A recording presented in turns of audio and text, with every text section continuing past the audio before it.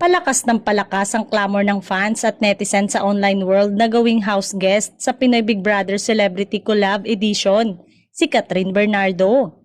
Grabe yung ginagawang pagsiship ng netizen na papasukin na sa bahay ni Kuya si Catherine.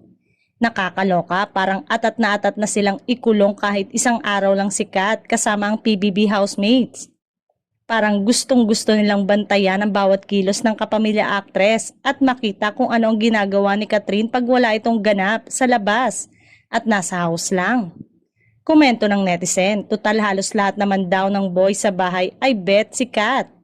Maging ang mga girls ay idol din siya, kaya maganda raw na makita ang reaksyon ng housemate kapag nakita nilang nasa loob na ng bahay ni Kuya ang bias nilang aktres. Mas malaki na nga raw ang chance na matupad na ito dahil malapit na ngang matapos ang Pilipinas Got Talent kung saan kasalukuyang isa sa judge ang Asia Superstar.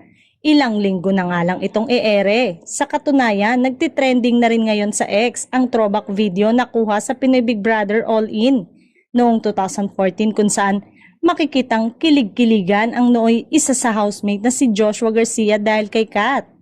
Ano nga kaya ang mangyayari sa loob ng bahay ni Kuya at magiging reaksyon ng housemate kapag nanuluyan na nga si Kat sa PBB?